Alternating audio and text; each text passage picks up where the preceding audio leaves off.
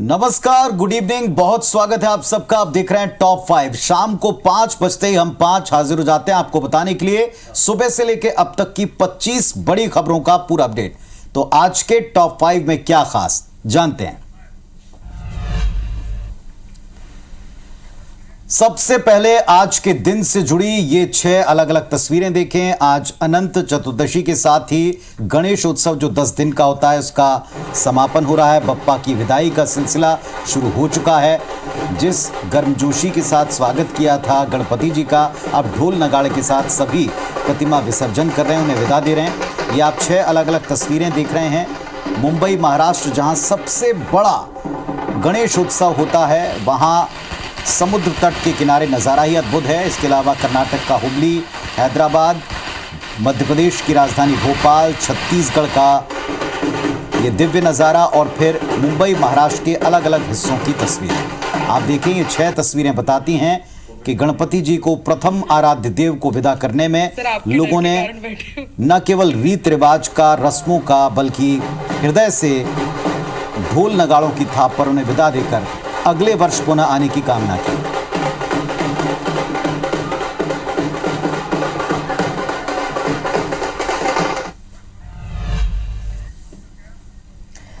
तो आगामी विधानसभा चुनाव को लेकर छत्तीसगढ़ में बीजेपी कांग्रेस के दिग्गजों का जमावड़ा लगा हुआ है। रायपुर में आज बीजेपी की बड़ी बैठक हो रही है और बैठक में केंद्रीय गृह मंत्री अमित शाह, प्रदेश प्रभारी ओम माथुर, सह प्रभारी नितिन नबीन, पूर्व सीएम रमन सिंह समेत वरिष्ठ नेता शामिल हुए। वहीं बलौदा बाजार के भाटापारा में मल्लिकार्जुन खड़गे और सीएम भूपेश बघेल ने आज करोड़ों की सौगात दी। कृषक सह श्रमिक सम्मेलन में सीएम भूपेश बघेल ने जिले को 266 करोड़ रुपए की सौगात दी और 264 विकास कार्यों का लोकार्पण और भूमि पूजन किया। कार्यक्रम में सीएम ने किसानों और मजदूरों को न्याय योजनाएं की राशि भी ट्रांसफर की। इस दौरान मुख्यमंत्री निर्माण श्रमिक पेंशन सहायता योजना का शुभारंभ किया गया। कार्यक्रम में मल्लिकार्जुन खड़गे ने बीजेपी पर जमकर निशाना साधा और सीएम भूपेश बघेल ने केंद्र सरकार को घेरा।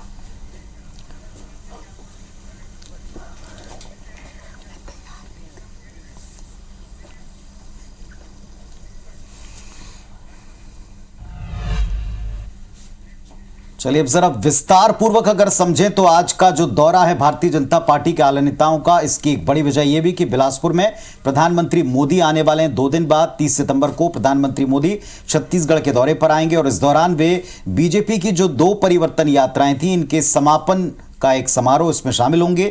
साइंस कॉलेज मैदान बिलासपुर में ये बड़ी जनसभा है, इसे संबोधित करेंगे। तकरीबन 2 बजे प्रधानमंत्री का जो तय शेड्यूल है उसके मुताबिक वो हेलीकॉप्टर से कार्यक्रम स्थल यानी साइंस कॉलेज मैदान बिलासपुर पहुंचेंगे।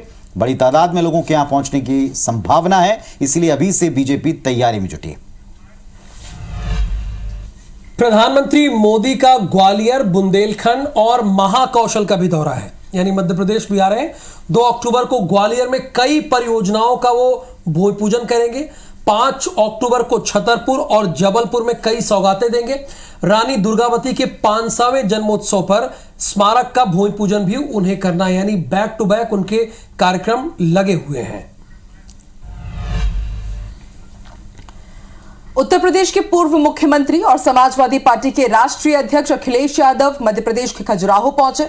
यहां उन्होंने प्रेस कॉन्फ्रेंस करते हुए बीजेपी पर जमकर निशाना साधा। अखिलेश यादव ने कहा कि भारतीय जनता पार्टी पूंजीपतियों की पार्टी है, गरीब किसान का प्रदेश में दम घुट रहा है और इस दौरान उन्होंने प्रदेश के कानून व्यवस्था और लाडली बहना योजना पर तंज भी कसा। पंजाब के भोलाद से विधायक सुखपाल खैरा को ड्रग्स मामले में गिरफ्तार किया गया है। सुखपाल खैरा भोलाद कांग्रेस पार्टी से विधायक है। मामले में पुलिस ने बताया कि एक कर्मचारी के पास ड्रग्स मिली थी, जिसके बाद विधायक सुखपाल खैरा पर कार्रवाई की गई है। मध्य प्रदेश में जारी पटवारियों की हड़ताल पर अब सरकार एक्शन लेने की तैयारी में है। सभी जिलों के कलेक्टर को आदेश जारी किए गए हैं। कलेक्टर्स को दोपहर 12 बजे देनी होगी ड्यूटी के अनुपस्थित पटवारियों का डिटेल देना होगा। काम पर न आने वाले पटवारियों के खिलाफ कार्रवाई के निर्देश भी दिए गए। देश भर में एनआईए ने आज फिर एक साथ कई ठिकानों पर छापेमारी की कार्रवाई की है। एनआईए ने 7 राज्यों के 50 ठिकानों पर एक साथ कार्रवाई की है। एजेंसी ने पंजाब, हरियाणा, राजस्थान, दिल्ली, एनसीआर, उत्तर प्रदेश और उत्तराखंड के 51 ठिकानों पर छापा मारा है। कनाडा में छिपे आतंकियों के सहयोगियों के ठिकानों पर भी आज एनआईए की टीम ने छापेमारी की कार्रवाई की है। इधर ग्वालियर में गुर्जर समाज उपद्रव मामले में पुलिस की कार्रवाई अभी भी जारी है। पता चला कि उपद्रव के मास्टरमाइंड को बाहरी राज्यों से फंड मिला। मास्टरमाइंड मकरंद, दिशा और विशंबर कटोरिया गिरफ्तार कर लिए गए। विशंबर कटोरिया के खिलाफ रासुका की कार्रवाई की गई है। सोमवार को गुर्जर महाकुंभ के बाद एक उपद्रव की स्थिति बनी। गुर्जर समाज की भीड़ ने कलेक्ट्रेट पर पथराव तक किया। 12 पुलिसकर्मी इसमें बुरी तरह जख्मी हो गए। 200 से ज्यादा वाहनों में तोड़फोड़ की गई। उपद्रव कांड में अब तक 8 एफआईआर दर्ज की गई। बसपा सांसद, सपा और कांग्रेस के विधायक भी इसमें आरोपी। भिलाई में स्वाइन फ्लू से 80 वर्षीय बुजुर्ग की मौत हो गई है। बता दें कि दुर्ग संभाग में स्वाइन फ्लू के 3 मरीज मिले थे, जिसमें से 2 लोगों की मौत हो चुकी है। मुरैना में आज जमीन को लेकर 2 में जमकर फायरिंग हुई है और गोली लगने से एक युवक घायल हो गया, जिसे इलाज के लिए अस्पताल में भर्ती कराया गया। घटना के बाद से ही आरोपी फरार है और पीड़ित पक्ष की शिकायत पर पुलिस ने मामला दर्ज कर जांच शुरू कर दी है। बता दें कि कुम्हेरी गांव निवासी धीरज तिवारी के परिवार का गांव ही मनोज उर्फ कल्ला से इसके परिवार का विवाद चल रहा था। इसी को लेकर दोनों ही परिवारों के बीच झगड़ा हो गया। इसके बाद आरोपियों ने धीरज के परिवार पर फायरिंग कर दी। अब आपको दतिया लेकर चलते हैं और कानून व्यवस्था वहां पर किस तरह से है वो आपको दिखाते हैं। बदमाशों ने एक युवक को अर्धनग्न करके बेल्ट से पीटा है। एक कोर्ट केस का मामला था और इसी कोर्ट केस के मामले में ये युवक जो आप देख रहे हैं पिट रहा है, ये गवाह था। यूपी के झांसी में ले जाकर इस युवक की पिटाई की गई, यानी दतिया से 30 किलोमीटर दूर पूरी प्लानिंग करके। मारपीट का ये वीडियो सोशल मीडिया पर वायरल हुआ है। ये वीडियो 1 साल पुराना बताया जा रहा है, लेकिन 1 साल से दतिया पुलिस हाथ पर हाथ धरे बैठी थी। उसे कानों कान इस बारे में खबर तक नहीं थी।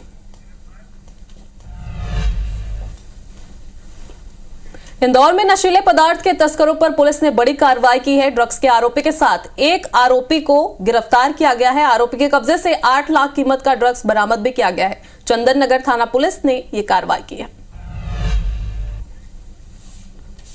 बिलासपुर में ट्रेन में गांजा तस्करी करते हुए युवक युवती को पुलिस ने गिरफ्तार किया है। आरोपियों के पास से पुलिस ने 2 बैग में 16 किलो गांजा जब्त किया है। आरोपी गांजा को उड़ीसा से मध्य प्रदेश लेकर जा रहे थे। इसी दौरान आरपीएफ की टीम ने कार्रवाई की। दोनों आरोपी सुंदरगढ़ उड़ीसा के बताए जा रहे हैं।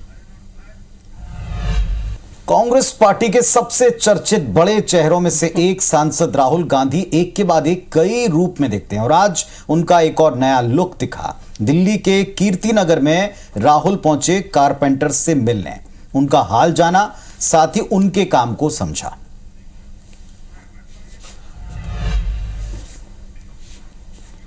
छत्तीसगढ़ के अंबिकापुर और बलरामपुर में हाथियों का आतंक जारी है। पहली तस्वीर जो हम आपको दिखा रहे हैं वो है अंबिकापुर की, जहां हाथियों ने एक युवक को कुचल दिया।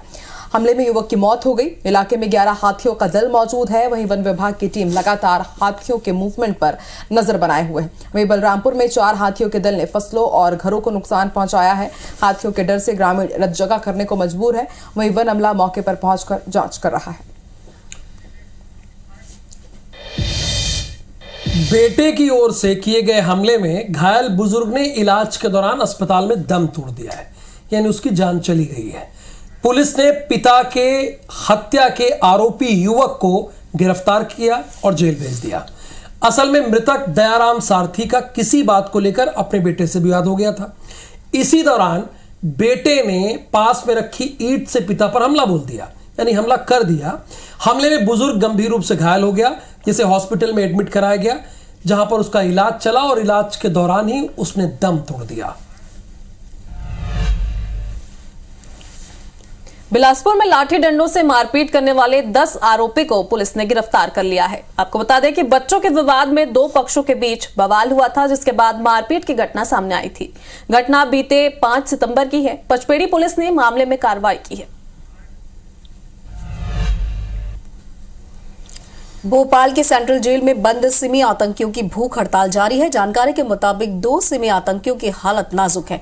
जेल अधीक्षक और जेलर ने सिमी आतंकियों से बातचीत की। मांगे पूरी नहीं होने तक हड़ताल खत्म करने से उन्होंने इनकार कर दिया। बता दें, कैदी अब फैजल, कमरुद्दीन, कामरान, सिवली हड़ताल पर हैं। आतंकी की मांग है कि जेल के अंदर न्यूज़पेपर, लाइब्रेरी, सामूहिक नमाज पढ़ने की इजाजत दी जाए। घड़ी देने की अवैधानिक मांग भी वो कर रहे हैं।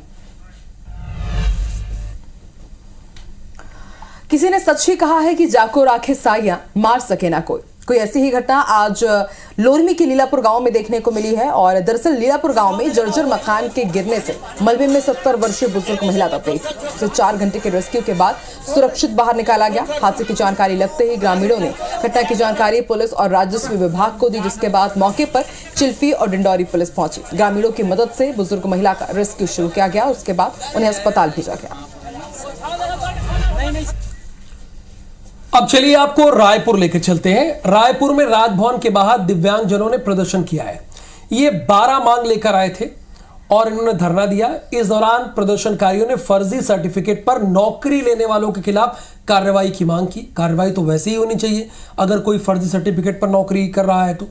इसके साथ ही 300 रुपए से भत्ता बढ़ाने समेत कई मांगों को लेकर इन लोगों ने आज प्रदर्शन किया है। अब जरा एक तारीख भी आपको याद दिला दें। भारतीय रिजर्व बैंक द्वारा जारी आदेश के तहत 2000 के नोट बदलने का अंतिम अवसर बहुत करीब है। 2 दिन बचे हैं। अगर आपके पास नोट हैं तो बदल लें। बड़ी बात यह कि अवकाश होने के चलते सिर्फ शुक्रवार शनिवार को यह सुविधा आप ले पाएंगे। भारतीय रिजर्व बैंक ने 23 मई से 30 सितंबर के बीच 2000 के नोटों को बदलने की फैसिलिटी दी है। जानकारों की माने तो तकरीबन 98% लोग अपने नोट जमा कर चुके हैं। भारत के महान कृषि वैज्ञानिक MS स्वामीनाथन का गुरुवार को निधन हो गया। तमिलनाडु की राजधानी चेन्नई में सुबह 11:20 पर उन्हें अंतिम सांसें उन्होंने ली, जिनका जन्म 7 अगस्त 1925 को हुआ था। स्वामीनाथन ने 98 साल की उम्र में दुनिया को अलविदा कह दिया। उन्हें भारत में हरित क्रांति के जनक के तौर पर जाना जाता है। मिली जानकारी के मुताबिक लंबी उम्र की वजह से आने वाले दिक्कतों के चलते उनका निधन हुआ।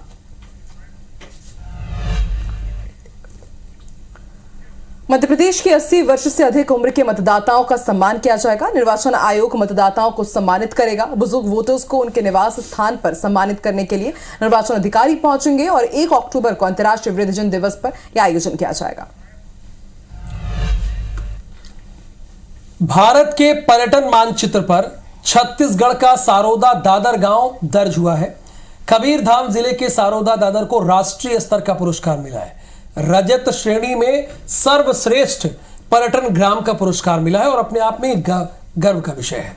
देश भर के 795 गांवों में से सारोदा दादर को केंद्रीय पर्यटन मंत्रालय ने बाकायदा पुरस्कृत किया है, सम्मानित करने का काम किया है। और अब बारी है आज के यूपी अपडेट लेने की।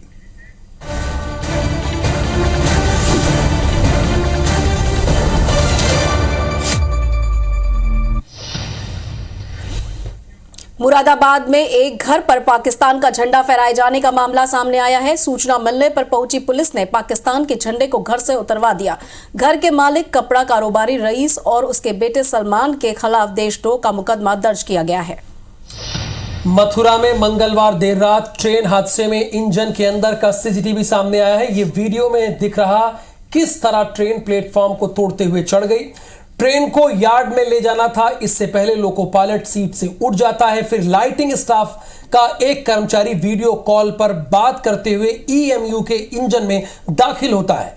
उसके पीठ पर बैग था। वो किसी से वीडियो कॉल पर बात कर रहा था। बात करते करते बैग को इंजन में थ्रोटल पर रख देता है। बस यही लापरवाही होती है। थ्रोटल पर बैग रखते ही ट्रेन चलने लगती है। प्लेटफॉर्म नंबर 2 को तोड़ते हुए 30 मीटर ऊपर चढ़ जाती है।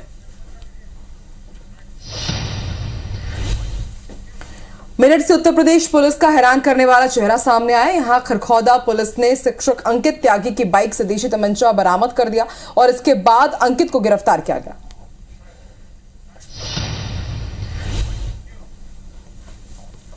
एएसआई की टीम गुरुवार को 53वें दिन ज्ञानवापी परिसर में सर्वे की कार्रवाई में पत्थरों की नक्काशी पर फोकस किया गया। इन पत्थरों पर अंकित कलाकृतियों और उनके अनुमानित वर्ष का आकलन लगाया जाएगा। पिछले 50 दिन में लगातार जांच के बाद कई पत्थरों पर निशान अंकित मिले हैं।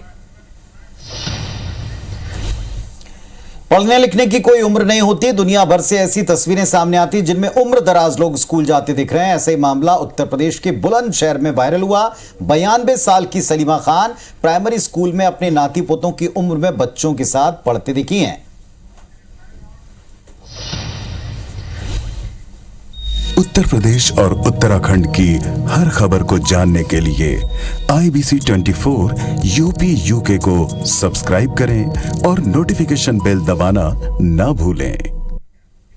तो इस बुलेटिन में फिलहाल इतना ही, लेकिन जाने से पहले आपको फिर याद दिला दें, इवनिंग प्राइम की शुरुआत हो चुकी है और मध्य प्रदेश छत्तीसगढ़ के बड़े विषयों पर डिबेट, सरकार में चुनाव का पूरा अपडेट और बुलेटिन्स में खबरों की सारी जानकारी आपको मिलेगी सिर्फ IBC 24 पर। फिलहाल हम इजाजत दें। नमस्कार।